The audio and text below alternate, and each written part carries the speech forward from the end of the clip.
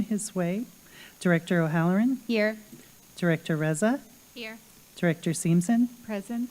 Director Benoit, Present. and Chair Zomber. Present. We have a quorum. Will the secretary please read the call of the meeting? To the members of the Board of School Directors, at the request of President Missy Zomber, a special meeting of the Milwaukee Board of School Directors is scheduled to take place in the auditorium of the Central Services Building, 5225 West Valete Street, Milwaukee, Wisconsin, at 5:30 p.m., Tuesday, October 28, 2025. The purpose of this meeting is to consider action on a request to approve the 2025-2026 FY26 proposed fall budget adjustments to the adopted FY26 budget. As is I will skip that part. Okay. The chair will now ask the secretary to lead us in the Pledge of Allegiance. The chair invites any members of the audience who wish to participate to do so and asks those who do not wish to participate, please remain silent during the pledge. I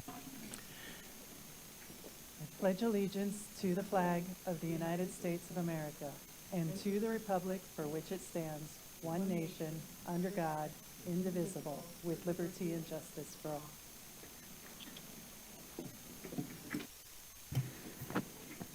We acknowledge that Milwaukee lies on traditional Menominee, Potawatomi, and Ho-Chunk homeland along the southwest shores of Lake Michigan, part of North America's largest system of freshwater lakes. On this site, the Milwaukee, Menominee, and Kinnickinnick rivers meet, and the people of Wisconsin's Menominee, Ojibwe, Ho-Chunk, Oneida, and Mohican sovereign nations remain present to this day. At Milwaukee Public Schools, we proudly serve and uplift the brilliance, resilience, and potential of the Black children in our community. We recognize the historical and systemic challenges that impact their journeys, and we are committed to creating a nurturing and empowering environment that honors their identities, celebrates their culture, and provides equitable opportunities for success. The Milwaukee Board of Directors stands with their children, families, and community to build pathways for excellence, leadership, and lasting change. This meeting is being conducted in person from the Central Services Building and is also being broadcast on WYMS Radio 88.9 FM and on the MPS YouTube stream, the links to which may be found on the MPS website on the broadcast page. Before we begin tonight's meeting, we have a short announcement regarding interpretation services for the Spanish-speaking members of our audience. Buenas tardes y bienvenidos a la Junta Escolar de las Escuelas Públicas de Milwaukee. Si deseas escuchar esta reunión en español, por favor llame al 312-626-6799. Otra vez, 312-626-6799. Introduzca el número de reunión 608-130-5362. Nuevamente, el número de reunión es 608-130-5362. Gracias. Written testimony will be accepted for transmittal to the board. Send this testimony to the Office of Board Governance, P.O. Box 2181, Milwaukee, Wisconsin 53201, or email it to governance@milwaukee.k12.wi.us. Just as a reminder, Robert's Rules of Order dictates that all comments, questions, or requests should be directed to the chair, who will determine the most efficient way to address them. Also, no one other than members of the board, designated staff, and those who have been invited to present or participate in items of business will be allowed on stage before, during, or after meetings of the board and its committee. Now let's begin. Madam Secretary, item 1.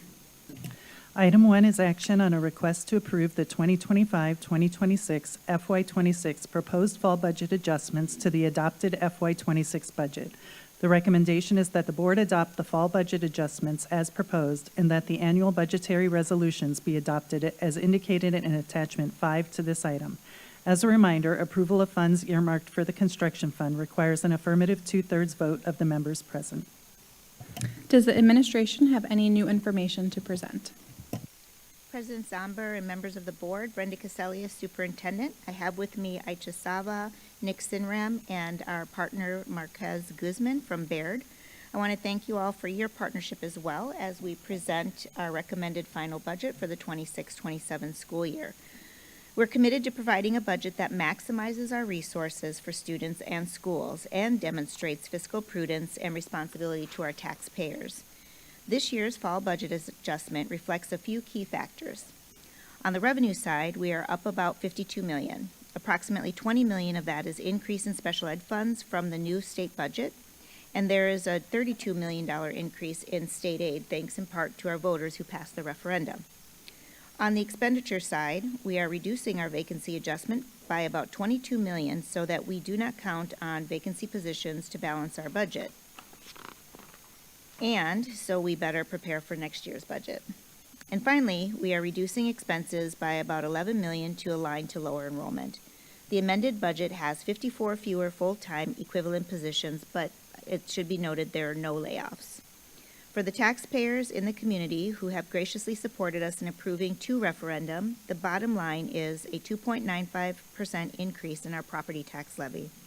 That means for the owner of a $100,000 home, the annual increase in MPS portion of their tax bill is estimated around $8 or $16 for a $200,000 home. That's just under the rate of inflation for the last 12 months, according to the U.S. Bureau of Statistics. The amended budget also reflects some smaller adjustments to address findings in the governor's academic and operational audits, as well as our most recent financial audit and the HR audit we requested. Our budget work continues into the rest of this year.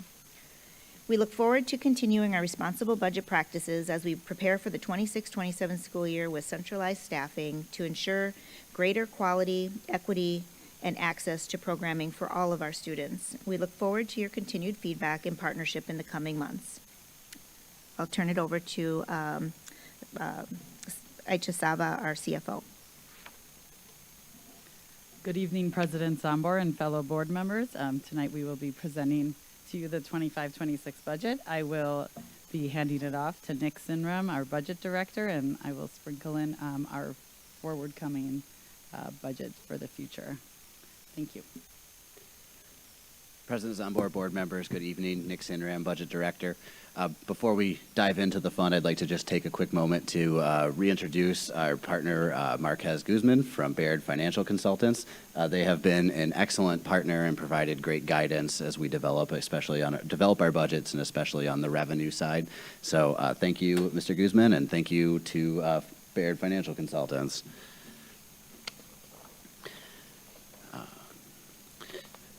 So to begin with, I want to just quickly run through our agenda. We will first begin with budgeting with a purpose and discussing the vision and mission behind the budget that we're presenting, the budget adjustments that we're presenting to you tonight.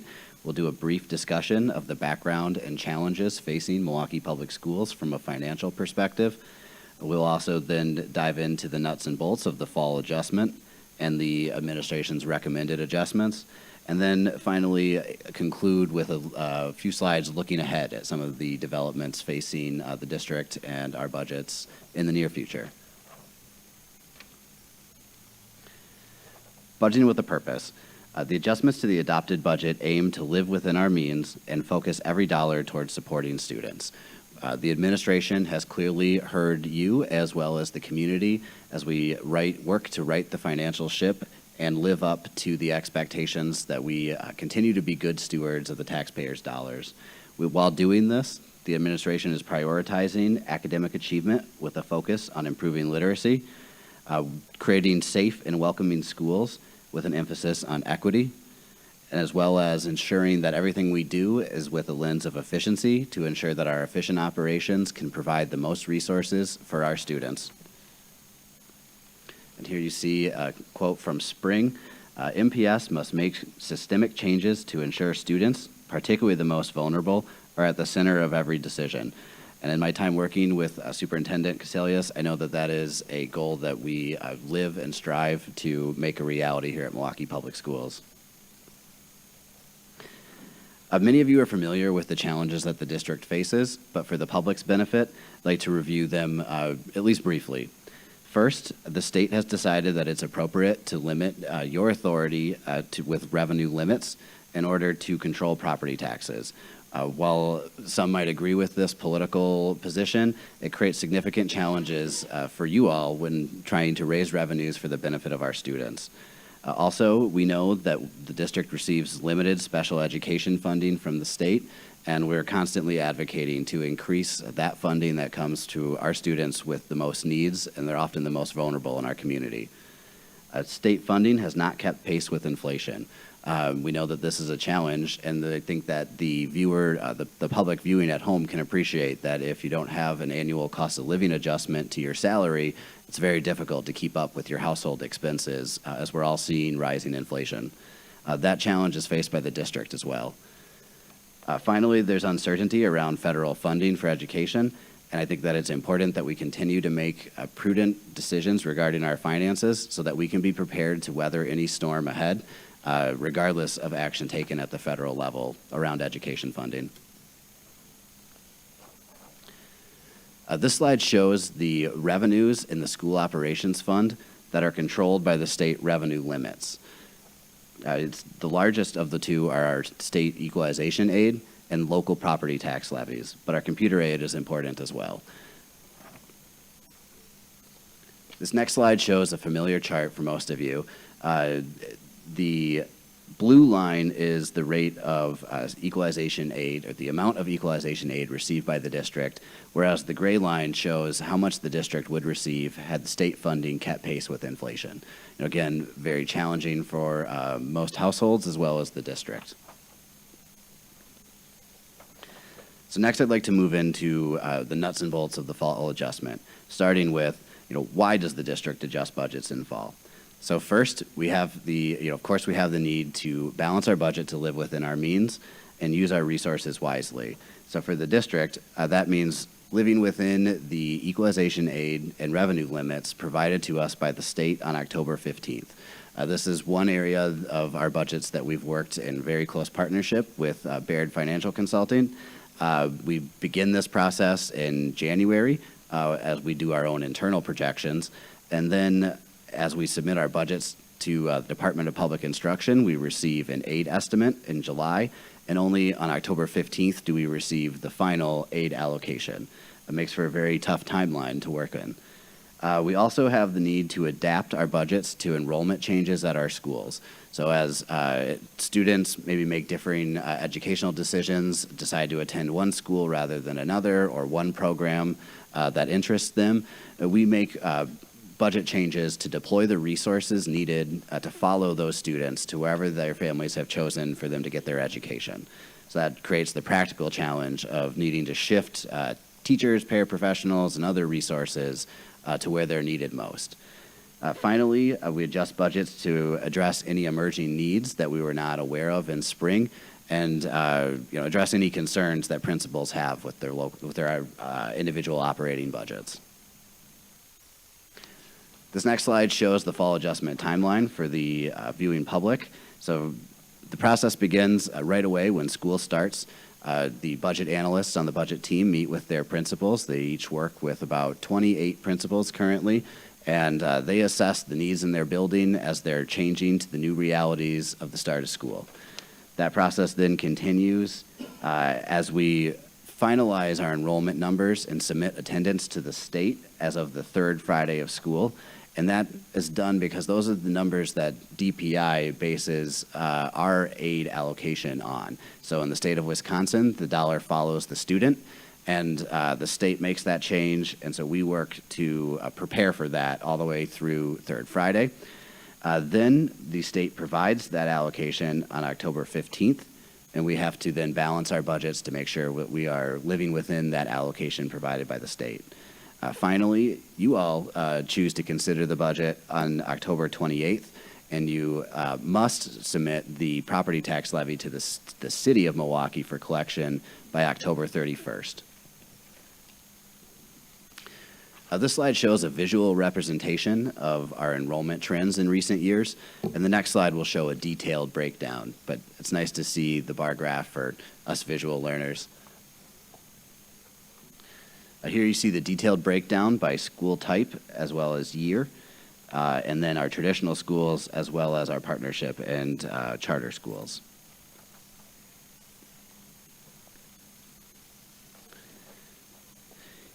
Here you see a very high-level overview of the spring budget and the adjustments that the administration is recommending.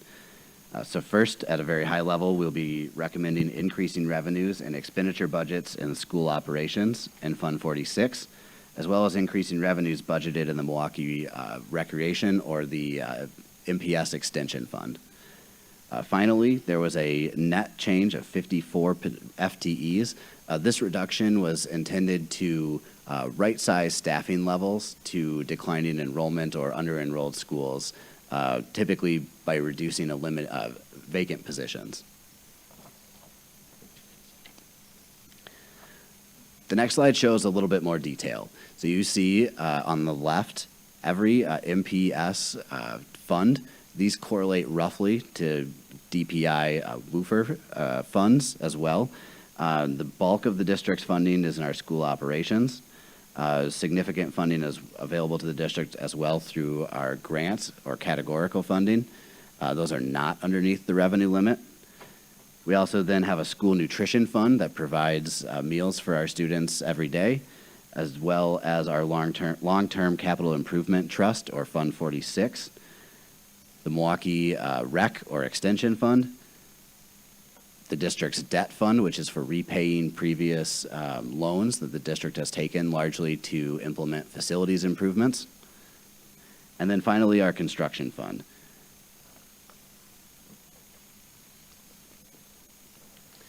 The next slide shows the breakout of local property tax levy.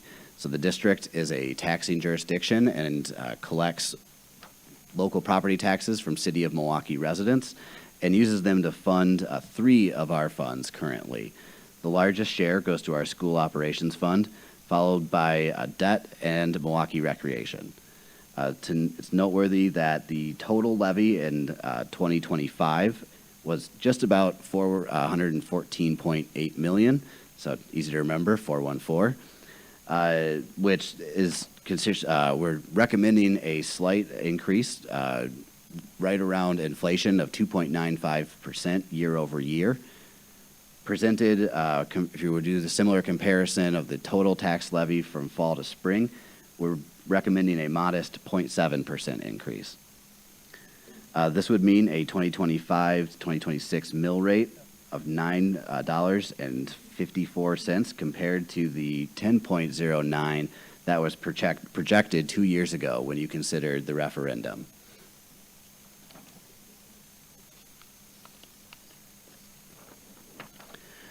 This slide shows some highlighted budget investments that are included in the recommended adjustment.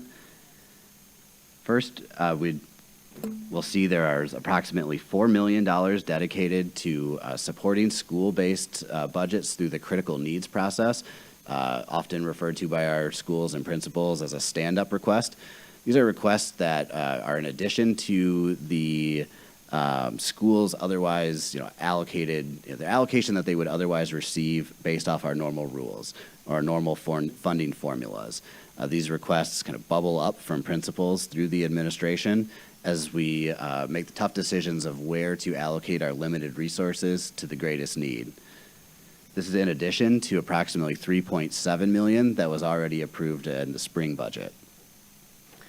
You'll also see $2 million for school-based extracurriculars, and those can be in a variety of forms, including potentially forensics, chess clubs, newspaper, yearbook, and a variety of other potential extracurricular activities that, based off of your recommendation or your direction, the administration is recommending for you to consider to increase equitable access to extracurriculars in our middle schools and high schools. You also see a number of smaller investments, including $1.4 million for various facilities operations, $560,000 for HR reorganization to meet the recommendations included in the governor's operational audit, $600,000 for mental wellness days, $275,000 for the Office of Academics to try and increase the revenue for our high-cost SPED. These positions would be critical in making sure that our students receive all of the funding that they are entitled to, and therefore the services that that funding supports.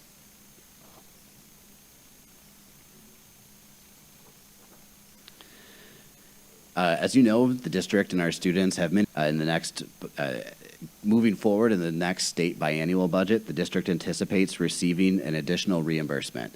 Based off state law, we're projecting an approximate $20 million in additional special education reimbursement.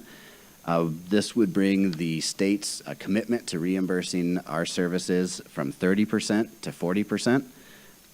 And that's just a little shy or significantly shy of the 60% that was advocated for by the state's Blue Ribbon Panel Commission in 2018.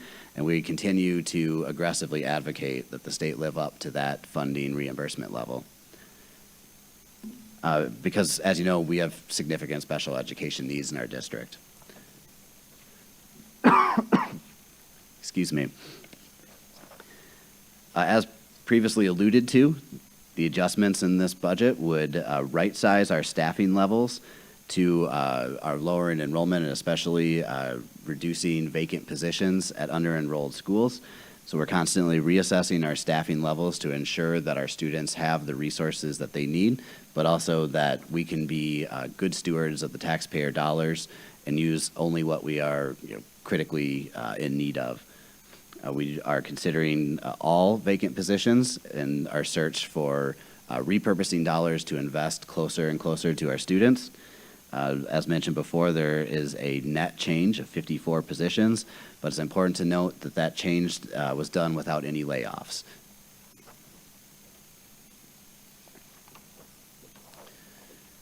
Another priority of Superintendent Cassellius is reducing the vacancy adjustment. The vacancy adjustment is a tool to pre-budget savings that are anticipated as a result of vacant positions. And while this is a very common practice among public sector entities, the goal would be to reduce our vacancy adjustment to best practices of about 3 to 5%. We're currently right around 11%. So this could present a structural deficit and a risk that we would be over budget if we fill positions faster than expected. It would be very prudent to continue to phase in reductions to the vacancy adjustment.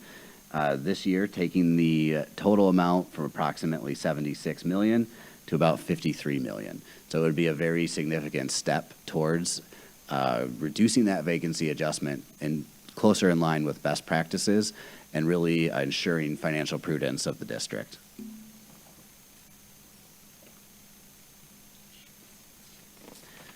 Another significant change for your consideration would be providing additional funding to Milwaukee Recreation or the Extension Fund.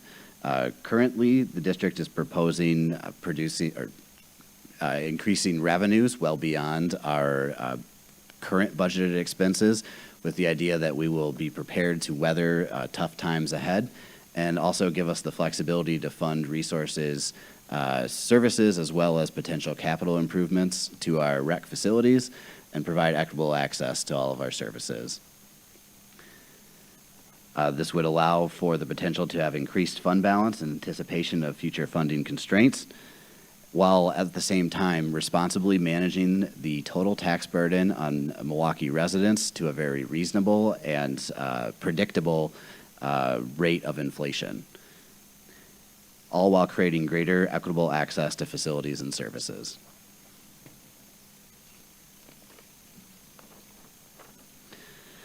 Another fund that you're familiar with is our facilities, Fund 46.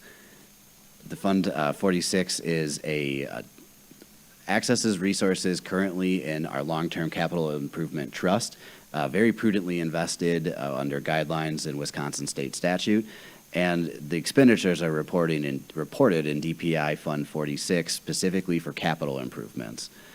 We anticipate using having used $15.9 million for lead stabilization and needing an additional $19.1 to finish that work in school year 25-26. There are also plans for using $5 million or $4.9 million to tackle deferred maintenance in our buildings. And we know that we have needs based off of the impacts of the recent flooding. While we have not received any support from FEMA, we are pursuing those options. And I do want to make, there is a slight typo on that last bullet point. We actually did receive some insurance. We received a prepayment of $4 million, and then we will receive the remaining funding once we complete the work. So that was kind of a typo in there, but we did get $4 million. That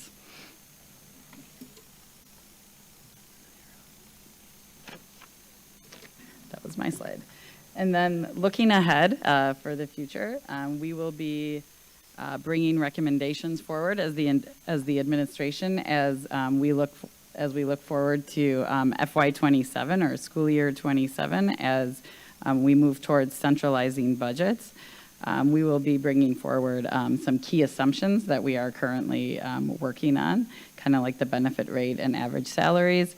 And then we will be bringing forward a plan for our community engagement, so different sessions throughout the winter months. And then we will also be starting community meetings and school-based outreach with school engagement councils. And then at the same time, as we're preparing for FY27, one of the things that we will be doing after we pass this budget is we will be going back and converting all of our budgets to be WOOFR compliant for FY26. So next year, when we get into our reporting with DPI, that will kind of help us lead into having less validation errors and kind of start us on the correct path. And then at the same time, we will be developing the FY27 budget fully WOOFR compliant, so then we can have a nice clean path going forward. And as we're also preparing for the FY27 budget, we will be doing a lot of department-based reviews of efficiencies. So every single office here within central administration, we will be kind of doing a deep dive into every single budget line. And then additionally, we will be doing a deep dive and auditing all of our contracts and purchases and really looking through, do we have any duplication, redundancies, any inefficiencies, so that we can really make appropriate adjustments going forward. With that, I'll turn it back over to Nick for some concluding remarks. Thank you. Nick Sinram, Budget Director. So in summary, the administration recommends that the board approves the fall adjustment, including the investments discussed previously, largely driven to accomplish the goals set out in the governor's operational and academic audits, as well as approve the tax levy adjusted with within board authority, and finally approve the Milwaukee Recreation funding and the additional tax levy dollars to help bolster the fund balance in the extension fund. And with that, that concludes our presentation. We'd be happy to take any questions or hear discussion. Thank you. Before we move to questions from the board, I know there's a couple people in the audience that do wish to speak. We did not, because it's a special meeting, it was not noticed for testimony, but I would like to make a motion to waive Board Rule 1.09 to accept public testimony. That would need an affirmative 2/3 vote of the board to accept public testimony tonight. So I'll make the motion, if anyone would second. Second. Director O'Halloran seconds. Okay. Thank you. Madam Secretary, could you call the roll? On President Zomber's motion to waive Board Rule 1.09 to accept public testimony, Director Fonz? Aye. Director Herndon? Aye. Director Jackson? Aye. Director O'Halloran? Aye. Director Reza? Aye. Director Seamson? Aye. Director Vanoy? Aye. And Chair Zomber. Aye. That's 8 ayes, the motion passes. Okay, thank you. So I will go to the first speaker, Nicolo Honorato. If you could come to the podium, and I think we're going to.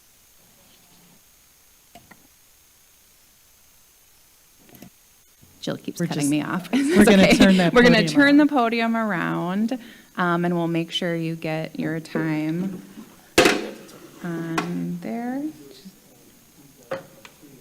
And then after Mr. Honorato, we have Luz Hernandez. And if you could say your name and spell your last name for the record, please. And then we're going to give Ms. Koala time to get will it go on the clock will go on, okay. Excellent. Okay. You may begin. Thank you. Nick Honorato, Onorato. I am the MTEA Secretary.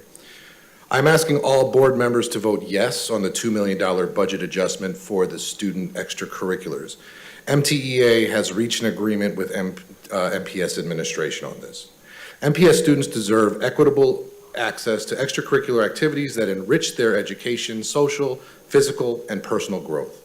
All MPS students, regardless of their zip codes, have the right to engage in well-rounded public education. Public school students have been deliberately starved of state funding that they need and deserve to thrive.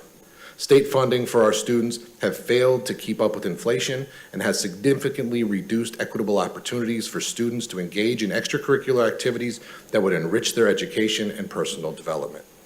This proposed budget adjustment this evening is just a start for our students. It is not an end.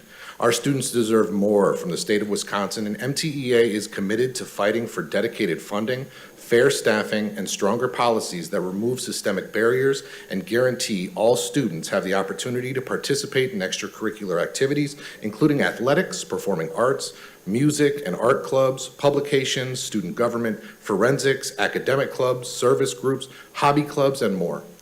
This agreement between MTEA and administration is what is right for students.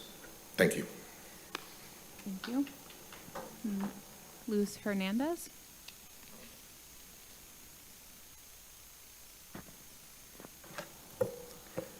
Good evening to you all. I am Luz Hernandez, Hernandez,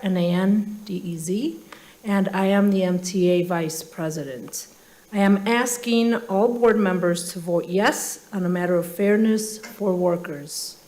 In July 2024, hundreds of MTA workers, building service helpers, and drivers did not receive their 5 wellness days for 12-month employees per board resolution.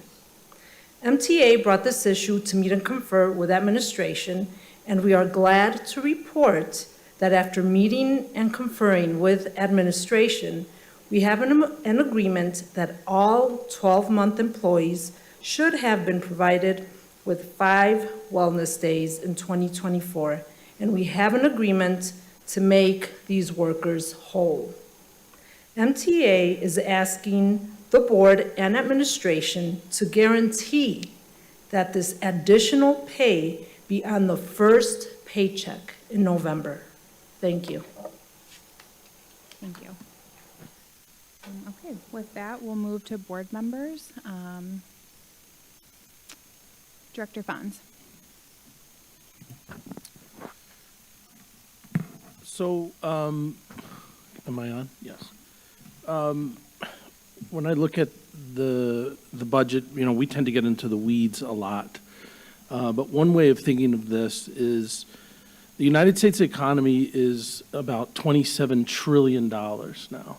We've never seen an economy as large as this in human history, right? We are epically producing wealth like humans have never done before. That being said, we now have levels of inequality in the United States above the levels that we had in the 1920s.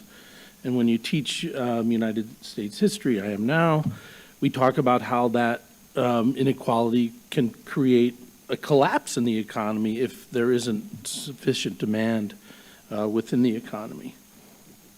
And when we think of, you know, the values that I learned in school and in Catholic school and public school, you know, whatsoever we do to the least of our brothers came up, you know, many times, and we certainly are falling down on those traditions that we have been, that I was taught and many of us have been taught, particularly at the state level here in Wisconsin, where we see a deliberate underfunding of what I think of as the crown jewels of the state of Wisconsin. When we think of the state of Wisconsin, we think of the Wisconsin idea. And the Wisconsin idea was this thing that the state would help everybody within the state, farmers in particular back in the day, workers, everybody. And the public sector was at the head of that, this progressive idea. Wisconsin Extension, the university land-grant system, and public education in particular. So the state, as we have seen, is deliberately trying to reorient the resources of our state to the richest people. We have more money. We have a lot more money. But we're convincing everyone that somehow there's an austerity regime that exists now. Well, it does, but it's by choice. It's completely by choice. So looking at this budget, I'm going to definitely vote for this budget. But one of my functions here on the board is to attend the Wisconsin Association of School Board meetings and learn about what other school boards are doing across the state. And we've talked about best practices, benchmarks that we need to meet, which is our job as a board to make sure that the administration upholds. And we are going to hold the administration to that standard. Looking at this budget, some of the pluses that I see are, one, the commitment to low-wage workers within our community, and the extracurricular funding that we've come to conclusion to expand. Two specifics that I'd like to ask questions about are, what exactly are we doing with the $560,000 in HR? And then there was a percentage change on one of the graphs about debt, and it was a large percentage increase. And I just want to know exactly what that means if somebody's looking at the chart. So one, the 560,000, how are we applying that to HR?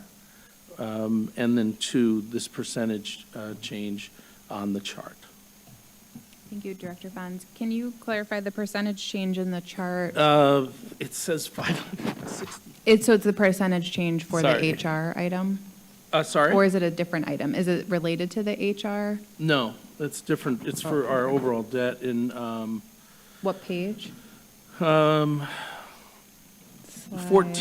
It says 14. 264 percentage change, 264 percentage change for debt. So separate issue it. than Okay. the HR, than the HR 560,000. Okay. All right, administration? Sorry if that wasn't clear. President Zambor, Director Fons, the HR is to restructuring the HR because of recommendations from the audit in terms of personnel to better handle legal and labor issues, as well as to better manage our talent management team for our vacancies. I'm not sure your percentage question, so I'm going to turn that one to Nick. Thank you, Nick Sindram, Budget Director. So this one gets a little bit down in the weeds, but great attention to detail. So in the past, we had budgeted our debt payments by doing a transfer from our school operations fund to debt fund, and then we make the payment to pay down and service the loans that the district has taken out years ago. As we move to align our funding structure closer and closer to being WUFR compliant and based off DPI's recommendations, we are now creating a separate debt fund. And rather than transferring from school operations, we are levying that revenue in the debt fund. And so that shows the significant, that creation of the fund was created in the spring budget. And now we are budgeting for the property taxes to be raised more so in that fund rather than transferring to make those debt payments. But the actual payments themselves are the same as in spring and are actually a significant reduction from prior years as we work to very diligently pay down the district's debt. Thank you. So Any then follow-up? the percentage change then is from where the money is coming from. Correct. A greater portion is Right. being Okay. levied originally in the debt fund rather than being transferred in from I school get it. operations. Thank you. Director Fons, any other follow-up? Did that answer your question about the HR item? Yeah, I guess with the HR item, restructuring, yes, but does that mean, are we hiring more people? Or did people get a $560,000 raise? Like what exactly does that mean? Administration? Director Fonz, President Zombor, and members, no, no one got a raise, but we did add a paralegal, I believe, and for some of the work, and then we worked on some restructuring of positions within the talent management team. Any follow-up? Other board, oh. Does administration have any other comments? There's also some professional development in there as well. Okay, professional development. Good, okay, Director O'Halloran? Thank you. I want to start by thanking both the MTEA and the administration for coming together on the proposed budget adjustment for the extracurriculars. It was something that we requested back in May, and I love to see follow-up, so thank you to both parties and all parties coming together. I have a couple questions. I keep hearing so FY27, fully WUFR compliant. We're going to come back and we're getting closer to WUFR compliant for FY26. Like we're going to be putting what we have into WUFR compliant, you know, the accounts and everything. So just can administration kind of walk us through the actual feasibility of getting there? I think we're trying to get there in November. And if you have the resources that you need to get there, because there is a sense of urgency. I'm sure it's on your plate as well, but I think over on this side, we're feeling it. So do you have what you need in order to get us to a place where we're reporting timely in the format that DPI is asking and we're getting ahead of the issue? Administration? President Zombor, Director O'Halloran, it has been a challenge, as you know, slogging through some of the accounts, the local accounts that we have here to match our state accounts and the state system. As I stated before, we have 3 streams of work, which was to complete the FY24 audit, which we did. It was reviewed by DPI, and we expect any day now to have that money released. We then are now working on the FY25 audit. We are a little behind on that, but the team is all up in my office working on it again. We have MGT there, we have Baker Tilly there, we have Council of Great City Schools is there, our CLA partners are there, and DPI is on site with us this week as well. So everybody working really hard. What we are also doing at the same time as our new Chief of HR is working with Ms. Saba to be able to fill all of the vacancies that we have, which is a huge piece of it, and making sure that we have the right level of accountants. I want to thank Mr. Chasen and his incredible work, long hours, helping us with that as well, still on the corrective action plan that we are working under, and so everybody working really hard. As for the third line of work, that is to get the system right. And so I found out recently that Kenosha and also Green Bay use our same system. And so I've talked to the superintendent in Green Bay and the chief financial officer in Kenosha and gotten their WUFR chart of accounts as well as their business manuals to kind of give us a little leg up and a boost in the work, which is going to be great to have what they're doing currently in the same technology system. So we'll be working on that. And then you should have before you very shortly, hopefully on Thursday, I would love, is an extension of the contract for our current Power School partners who run Business Plus, our finance technology system, for them to build the WUFR compliant system, which they said they could have built by January 1. And then Nick and his team are going to be working backwards for all of the entries that have been made in the FY26 budget to correct all those, make those WUFR compliant. And we've also put in place budget controls now within our team to begin to ensure the process that all items going into the system are WUFR compliant. So there's just a lot of work that we're doing to, one, put in place the right standard operating protocols, as well as putting in place the accountability and the control environment within the team, build back the personnel and a strong team kind of spirit around the level of detail that's needed in a complex system with a $1.5 billion budget and many, many, many revenues coming into the district, grants, and state and federal programs and dollars and city revenues, et cetera, and then all of course, on the expenditure side. Part of going to a centralized budget is to limit some of that control environment, you know, so we restrict all of the opportunities for others to be just creating budget codes, which creates errors, and then you have to do the forensics underneath that to figure out like where is that coming from. So we are in a much better place. Are we in a perfect place? No.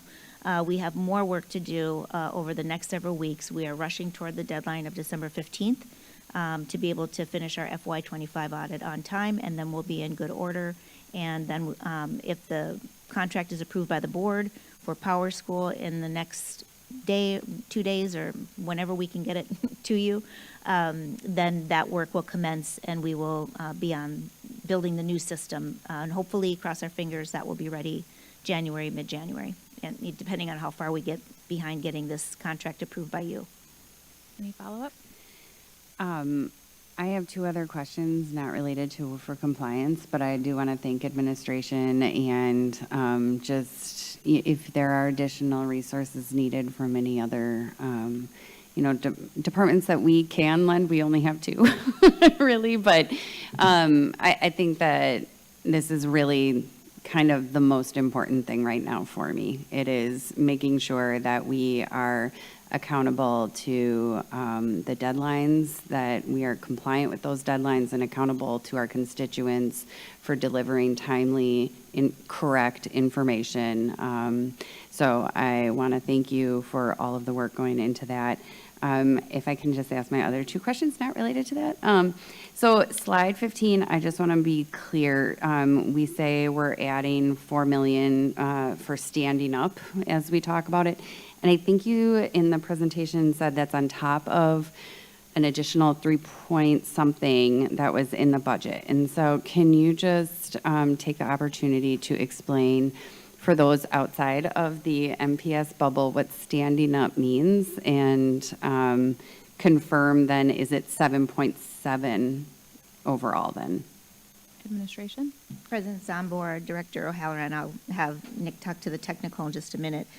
Stand-up is where we have schools that are underutilized, under-enrolled, and we have provided additional staffing to those schools.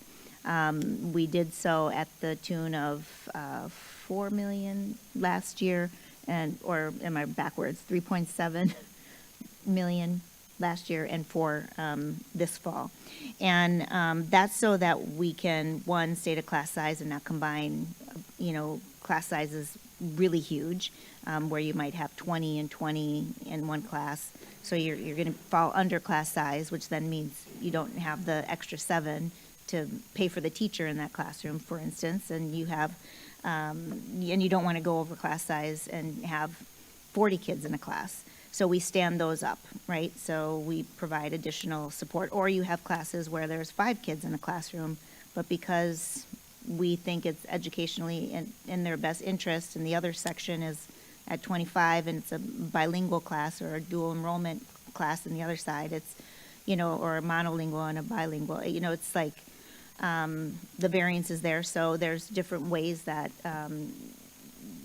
principals have asked us to stand them up, or we might need an extra social worker at a school or something like that.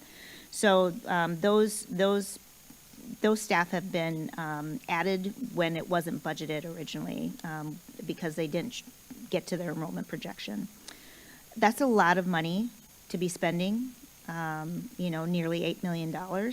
And this is why we need to be prudent and merge schools.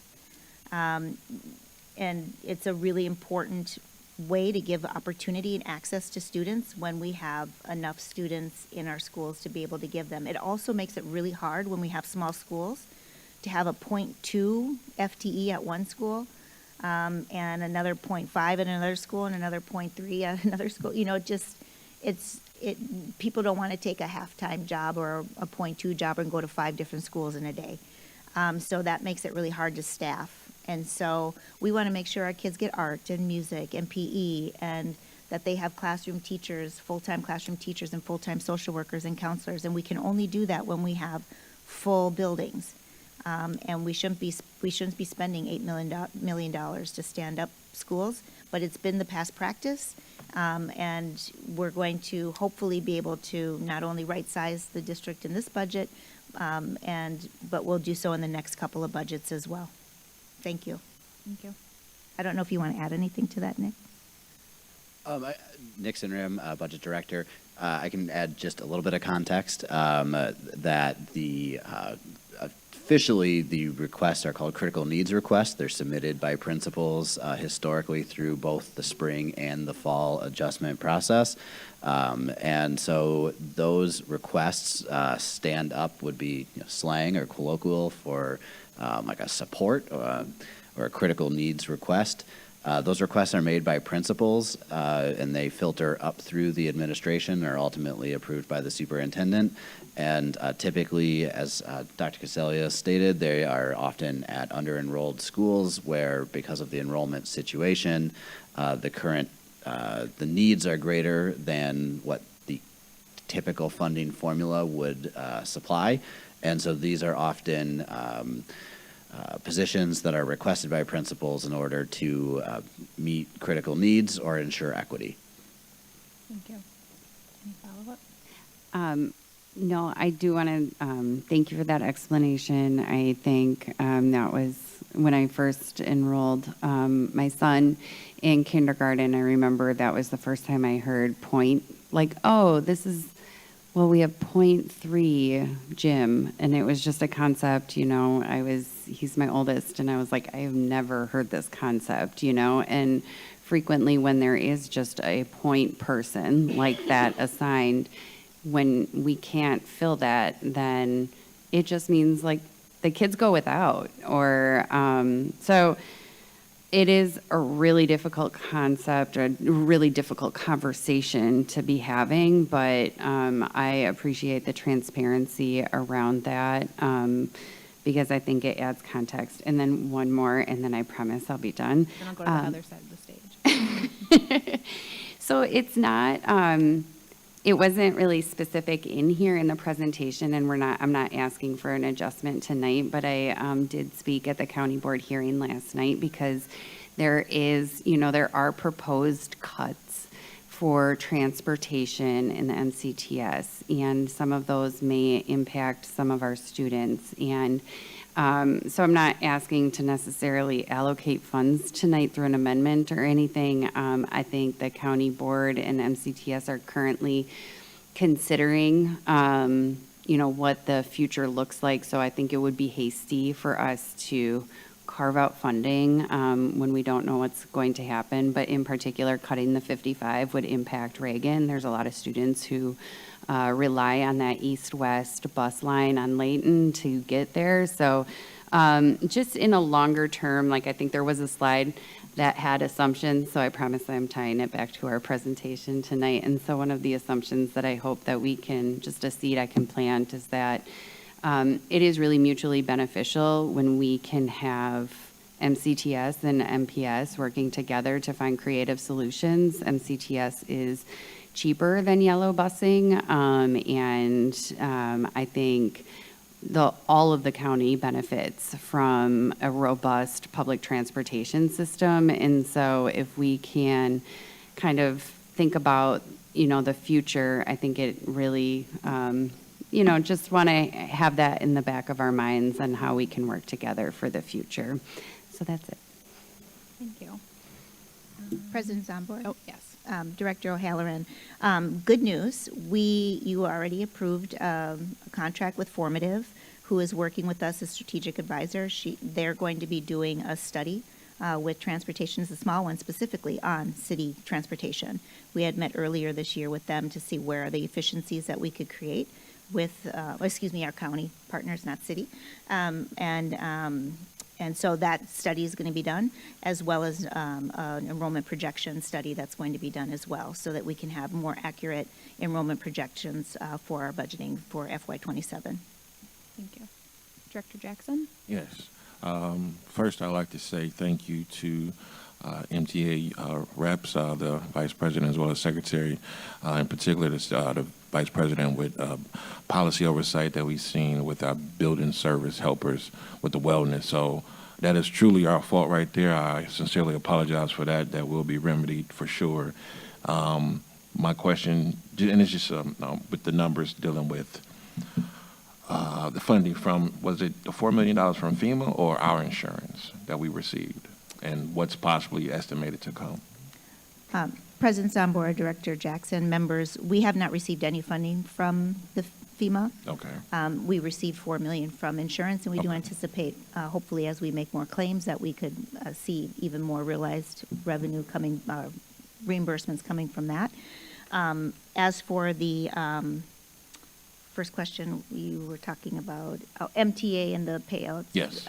So we expanded that as well to other employee groups as well, not just the ones that the MTA brought forward, so that we could have greater equity across the board. Even better. Okay.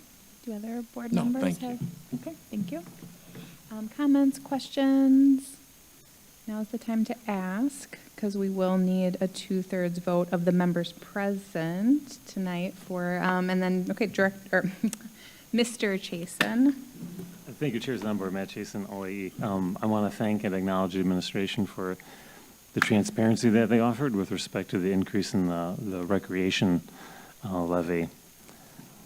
One of the things that I want to make sure we can disarm many of the critics of the district of is sort of the use of an increase in, under statute, no cap in the recreation levy, just to backfill to a mill rate that can be justified with CPI and whatnot.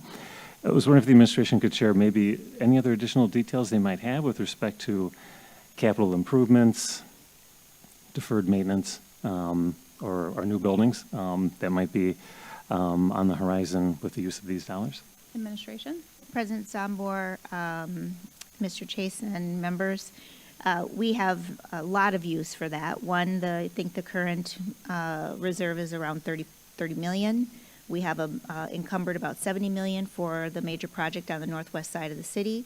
Very excited about that project. As you know, costs are not going down, they're going up.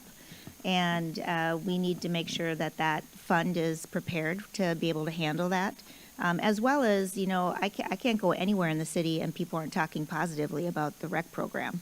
So as we get to enter into our facilities work and hopefully consolidations, we want to make sure that any facility that we do move in is ready for rec. And that facility is getting buoyed up with rec programming for our elderly, for our young people, for after-school programs, and it's just available to the community. So we'll use that fund for that. It also allows us to manage our revenue, our levy more responsibly, I think, rather than, you know, all of a sudden 2 years down, 3 years from the project, it's going over because there's a new TARA fund, something that we needed for the building, and things are costing and going over, and we don't have any money in the fund, and we can't open a building that we just spent 70 million on. So I think it makes sense to buoy up that fund a little bit, have it ready for our unexpected costs for that project, as well as any unexpected costs that come from our restructuring any because of any mergers or consolidations. I don't want to get to the merger and consolidation discussion and not be able to have rec programs and rich offerings for students when they have to move from one school to another school. Thank you. Any follow-up, Mr. Chason? Yeah, just wanted to add, not on this topic, on a separate one. On slide 16, we talk about the special education and the increased reimbursement from the state. And there's a lot of complexity to the state funding formula, to the revenue limits. We have a very skilled professional here, Mr. Marquez Guzman, who maybe can come up to the podium and help address the question I'm about to ask. My understanding of state reimbursement is that effectively reduces what we have as an eligible cost in a particular fiscal year. And my understanding of the vagaries of the formula is that then reduces the state aid in the future period. And that if we as a district wanted to maintain the max for our revenue limit, that effectively has transferred that special ed cost to the local taxpayer. And I just want to have Mr. Guzman maybe either agree, disagree, or improve my understanding of that for the purposes of letting this board know what the intended or perhaps unintended consequence is of increased state funding for SPED. Mr. Guzman? Yes. President Zambor, members of the board, as Mr. Chasen alluded to, an increase in state aid from special ed is always welcome. But with it, usually comes a reduction in that transfer from your Fund 10 or School Operations Fund to that Special Education Fund, Fund 27. And the aid formula is really complex, and one of the components of it is your spending or your shared cost. And so that transfer is part of your shared cost. And so if that transfer goes down because you get increased funding, as a result, you could end up in a position, MPS is positively aided, meaning the more you spend, the more aid you get. So if your shared costs go down, you could end up getting less aid the following year. On the flip side, everybody in the state is dealing with the same issue where their transfer from Fund 10 to 27 is likely going down this year, and in future years, if that special ed reimbursement goes up, more districts will have less shared costs because of it, or less than they would have if it wouldn't have happened. And so likely, because everybody else is dealing with the same thing, it should offset offset to some degree.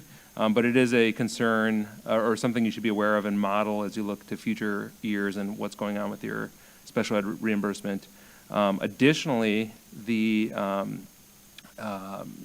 your spending in special ed is a part of the maintenance of effort calculation. So that's another thing to be aware of.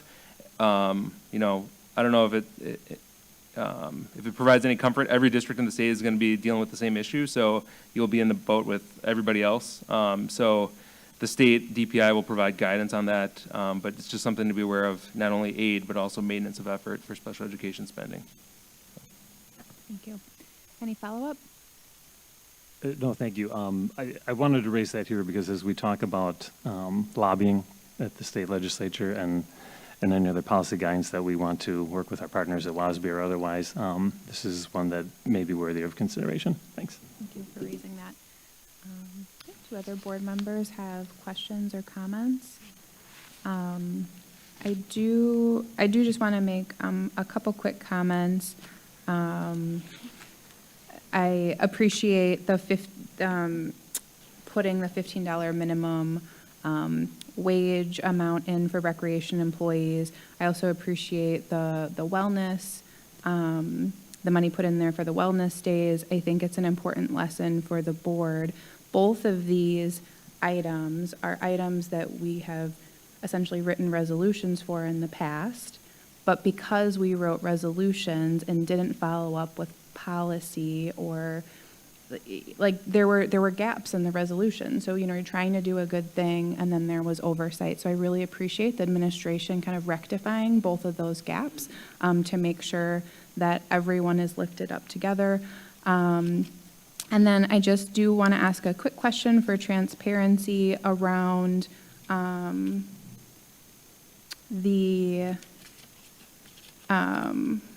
let me look at my notes. Just the tax implications, just to make sure. I know when we had authorized the referendum, there was a forecasted amount that there would be the impact to individual taxpayers. Can you talk a little bit about that? I know, Dr. Caselius, you talked about it a little bit in your introduction. I just want to go back to that and make sure that this is not increasing the forecasted amount that we had voted on back then. President Zombor, members of the board, Nick Sinram, Budget Director. I know that is a very great question to highlight the impact of the referendum and how we have structured the tax levy. So as you stated, there would be a year-over-year total levy increase in line with inflation. However, that is a very modest and predictable, reasonable increase that would continue to make small increases in slowly rather than one large significant potential increase down the road if there are tough times that the district needs to weather. But also, as you had highlighted, this modest increase is well within the board's authority under the referendum and state law.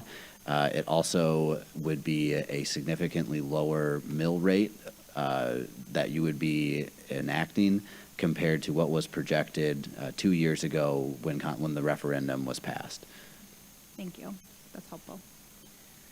Okay, any other comments or questions? Okay. No? All right, at this time, to ensure the required 2/3 vote for the construction fund, we're going to take some of these a little separately. So to ensure required 2/3 vote for the construction fund, I will accept a motion to divide the question to take one vote on the operations and extension fund and a separate vote on the construction fund. Director O'Halloran. So moved. Do we have a second? Seconded by Director Reza. Okay. Madam Secretary, could you reread the motion and then, just for clarity, and then you can call the roll.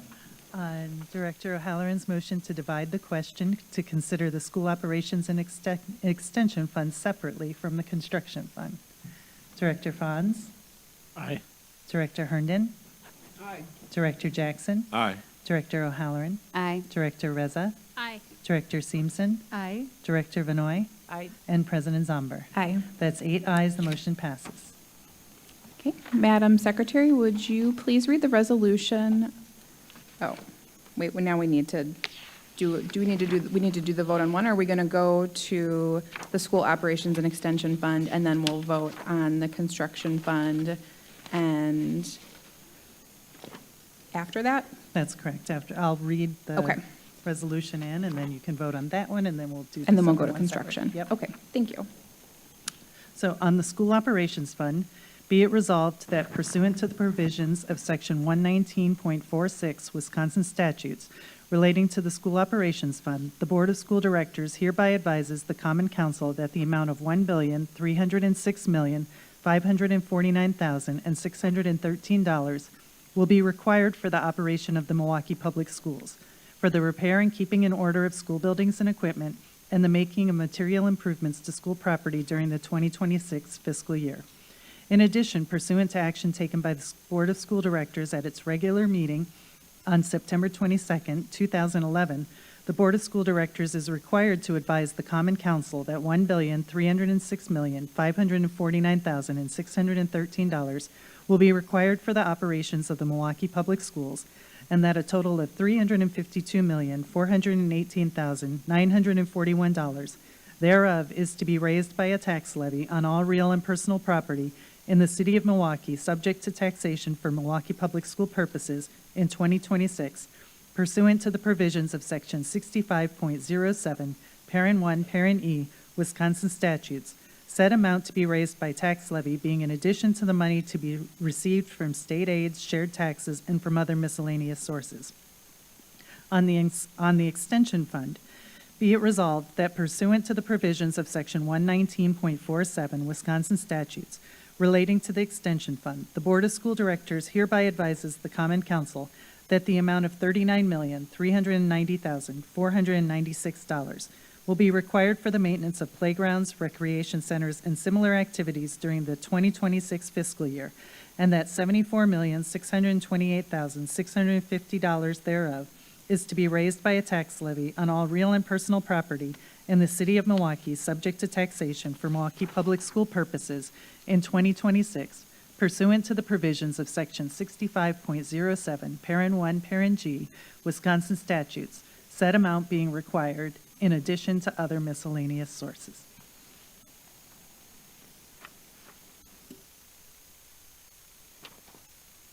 The chair will entertain a motion to adopt the school operations and extensions funds as read by the clerk. Does anyone so move? Director O'Halloran. I move approval of the operations and extension fund resolutions as read into the record. Okay, have a second? Seconded by Director Reza. If there's no further discussion, the secretary will please call the roll. On Director O'Halloran's motion to adopt the resolutions for the school operations and extension funds as read, Director Fons. Aye. Director Herndon. Aye. Director Jackson. Aye. Director O'Halloran. Aye. Director Reza. Aye. Director Seamson. Aye. Director Vanoy. Aye. And President Zomber. Aye. That's 8 ayes, the motion passes. Madam Secretary, would you please read the resolution on the construction funds? On the construction fund, Resolved that pursuant to the provisions of Section 119.48 Wisconsin statutes, the Board of School Directors hereby advises the Common Council that the amount of $2,657,048 will be required for the 2026 fiscal year construction fund budget purposes, and that it is to provide in accordance with Section 65.07, Parent 1, Parent F, Wisconsin statutes, $0 by a tax levy on all real and personal property in the city of Milwaukee, subject to taxation for Milwaukee Public School purposes in 2026. Said amount to be in addition to the money received from other miscellaneous sources. The chair will entertain a motion to adopt the construction fund as read by the clerk. Does anyone so move? Director Seamson? I move that we adopt the fund as read into the record. Okay, a second? Seconded by Director Fonz. Okay, if there's no further discussion, the secretary will please call the roll. On Director Seamson's motion to adopt the resolution for the construction fund as read, Director Fonz? Aye. Director Herndon? Aye. Director Jackson? Aye. Director O'Halloran? Aye. Director Reza? Aye. Director Seamson? Aye. Director Vinoy? Aye. And President Zomber? Aye. That's 8 ayes, the motion passes. Madam Secretary, are there any other items on tonight's agenda? Madam Chair, that was the last item on this meeting's agenda. Before we adjourn, I just want to thank the administration for your work on a budget that puts students first. I know it's not easy with the many challenges that are facing public schools across the state, but just thank you for your work and look forward to a great new fiscal year. There being no further business before the board, this meeting is adjourned.